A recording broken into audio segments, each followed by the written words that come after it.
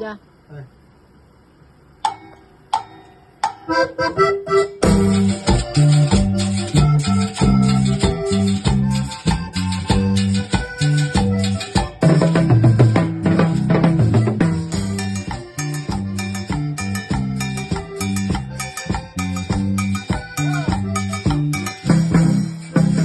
La dulce presencia de Dios está en este lugar.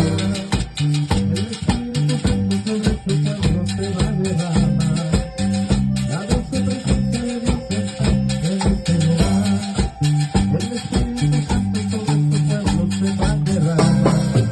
Solamente en la valentía